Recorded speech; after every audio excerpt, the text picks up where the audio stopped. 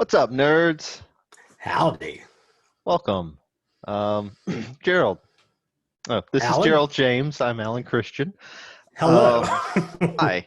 One day we'll figure out how to open these videos. Um, so Gerald, Yes, Alan.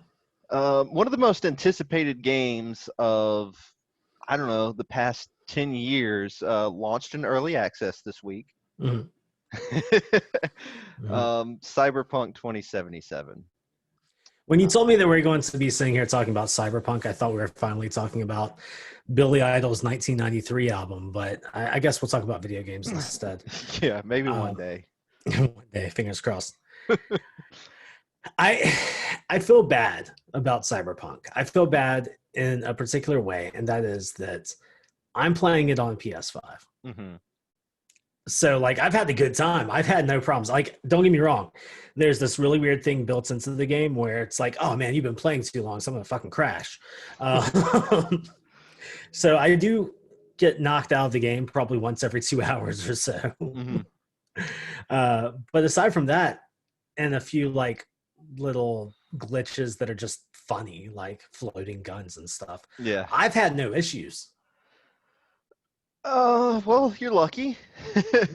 I uh, know. That's why I feel bad. It's like I can't be the voice of the people on this one. I can be. I absolutely can be. First of all, I'm not going to be as scorched earth as you might think. Isn't definitely the first couple days were as bad as everybody was talking about, but Mm, the 15 gig patch that launched on Saturday fixed most of the like really awful issues. One of the issues that made it unplayable to me. But I'll dig into that more. I do want to say that one of the worst narratives that I've heard from people trying to excuse this the performance on the base consoles from last gen mm, is that it's a next gen game that you're trying to play on uh mm, 7-year-old equipment. No, these were the mm. target consoles the whole fucking time. If they got a dev kit for the next gen consoles, it was halfway through production. Yeah, Like this, they didn't sit down. It's like, oh man, I really hope this plays well on the Xbox Series X because they didn't even know what the fuck they would call it back then. yeah. Or an RTX 3080. They didn't know that shit was coming. No, no. These were your target console. I mean, granted, I think they'd probably argue that PC was their target platform, Right. but these were the consoles that were on the market. You started development on this game as you got these development kits. Right. I'm sure, because this has been in production for. We've known about it for 8 years. Pretty That, much since Witcher 3 shipped. but since Witcher 2 shipped. Well, I mean, Because Witcher 3 shipped in what, 2015, 2016? no, maybe. When? I don't know. Seems Yeah. like it's older than that, but No, it's really not. Because I remember when it came out, I wasn't playing it, but I had people around me who were really into it. And that would have been 2015 at least. Maybe late I 2014. I But know that they announced it right after Witcher 3 came out. no, they announced it before Witcher 3 came out. It's all right. I promise you that because I know that everybody's been talking about it coming out and uh, or getting announced in 2012. Um, but yeah, so either way, you can fact check me on that. I just want to double check myself. Yeah, but either way, these have been the target consoles the whole time. This is where the vast majority of your player base is, I'd imagine. I heard somebody say 41% was on last gen consoles, and maybe that's true, but that seems low to me. Um, but yeah, that excuse doesn't wash for me. No, it's a terrible excuse. Like this is a current gen game that was not optimized properly. Now, it may be the case that once the new hardware was in their hands, they were like, "Oh, I wonder how we can make a play on this." And by trying to push it to that, they lost sight of the current gen. Yeah, I think that's likely. But that, as much as they say it, that's still stupid considering they're like, oh no, it's going to play great on that console, but we're going to put out a real version for it later. Yeah. Yeah, I think that's bad, especially since both of these consoles do backwards compatibility so well. You should have certainly, if that's something that they did, that was incredibly misguided. Right. Um, but it was just absolutely poor optimization, and that excuse certainly doesn't wash since like literally like 2 days after launch, they fixed the most glaring issues with it. It's still buggy. It's still worse than it is on PC or next gen consoles, Right. obviously. But I can play it now. Granted, I've dumped probably close to 10 hours into it. Okay. So I've gotten a pretty good bit, but I have been alternating between it and going back to Doom Eternal, and Doom Eternal is has been my go-to for when this crashes. Okay. So That's fair. Cyberpunk will crash on me, and I do not want to start it back up immediately. I'll just be like, okay, fuck you. Then I kind of I take the hint when it crashes. I'm like, yeah, let's go watch some Twitch or something right yeah, quick. And I'll come back like an hour later. It's like, all right, more Cyberpunk time. Let's go. yeah. Now it's only like hard crashed on me a couple times. Uh, uh, 2, 3, maybe 4 times. I don't know, but but it has locked up on me a bunch where it just locks up, and you're just like, "What am I doing?" And then Yeah. it'll just start playing again, and you're like, "All right, okay, yeah." Overall, I mean, this launch is not the worst. The actual launch isn't what bothers me.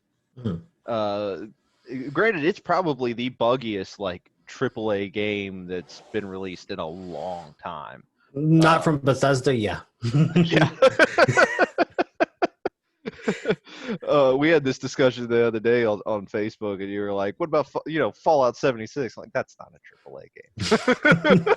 No, this is But looking at a lot of stuff in this game. I feel like they took so much from how Bethesda does open world RPGs yeah, to a fault. yes, like Including, like, I'm pretty sure once it comes out, once they solve the problem that's happening with the shutdowns and everything with it, hard kicking you out of the game, I'm pretty sure it's the same memory leak problem they had with Skyrim at launch. probably. Yeah, it's this very much reeks of Bethesda, except honestly, I don't think even Bethesda pulled the bullshit that they did with the pre-launch shit. Oh, yeah, like not showing current gen console footage and everything. Yeah, not even letting people show their own PC Yeah. footage. That shit was shady. I mean, What? I'll be honest, I've done a lot of reviews, and most of the time they send you what they want you to use for the marketing material. Like, these are the screenshots, this is the mhm, stuff, here's some B-roll footage. yeah, And this, in a perfect world, we could have, journalists just reviewing it and putting up their own shit. mhm, But unfortunately, you play by their rules if you want to keep getting review copies. yeah, yeah, and that's certainly their prerogative. But it's the fact that it just seemed really tailored to avoid the kind of issues that they Mhm. were having. They Uh, saw this coming. the I'll thing be is, honest. I think it's something that they could have just gotten out in front of like really easily and been like, probably gonna need a patch, you know, especially for those base consoles. Like, they could have easily been open about that. People have been like, all right, cool, fine.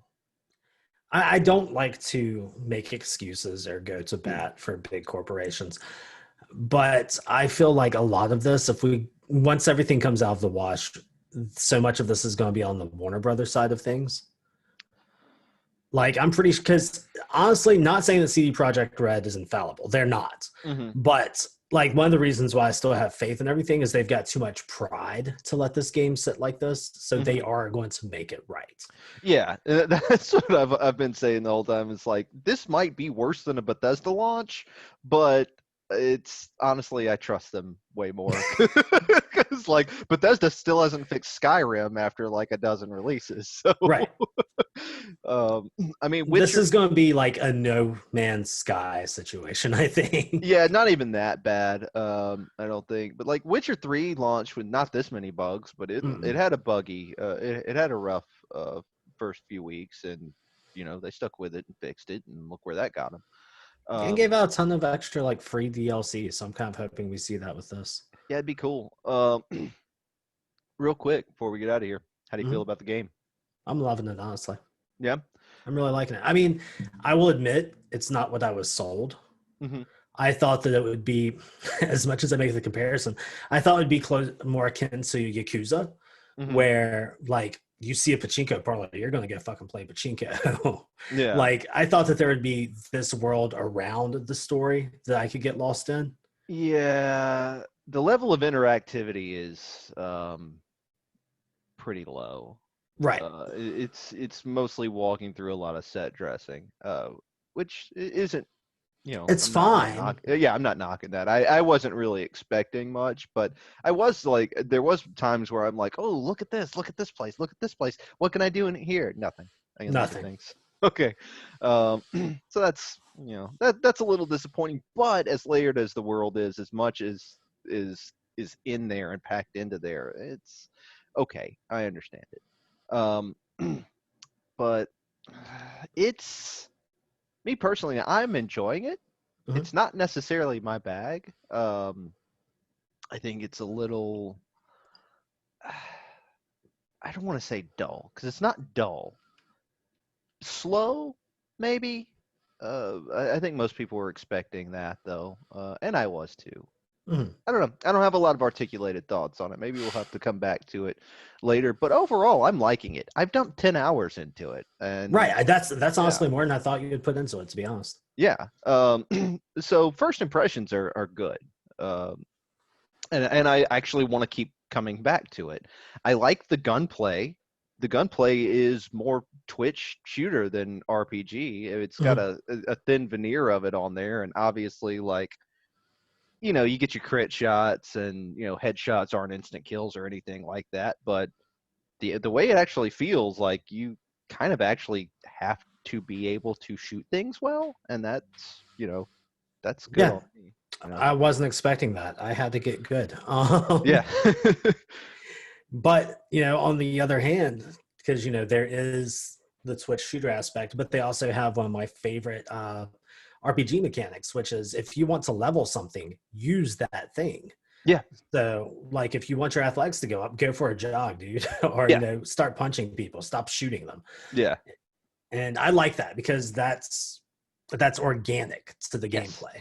Yeah, I like that. I do actually like RPG elements like that, because it makes sense that those are kind of things that in Mhm. real life, if you just did those things, you would get better at them. And quantifying that within an RPG like a skill bracket, that works for me. Yeah, I've called it a pretty good GTA game, the best Postal game, Mhm. uh, Mhm. a better Borderlands, and Mhm. a subpar Rage. I wish there was enough loot variety for me to compare it to Borderlands. That's the one thing that I Yeah, don't know. That's the see, reason I go back to it's Borderlands. there simultaneously is too much looting and not enough. Depending, like if you want a looter, it's not that. If you don't like looters, it's a little too much of that. So Yeah. I don't know. Overall, I like it. I like the weapon mechanics for the most part. I'm not huge into the DPS and trying to you know tweak it and get just the right weapon for this or that. But it works. Like I said, the skill based portion of it, I think, makes up for whatever those elements that I haven't really liked in Borderlands and things like that before. So works for me. And that actually is probably one of the best things you can say about this game Hmm. is you've got two very different people when it comes to game styles that we like sitting here, and both of us are like, yeah, it's a pretty good game. Yeah, it's oddly like nothing can be everything to all people, but this is there is something for almost everybody in this, at least. Jack So of all trades, master of none. yes, I will certainly say that. Yeah. All right. Well, this was certainly a better chat about this than I thought we would ever have. Same here.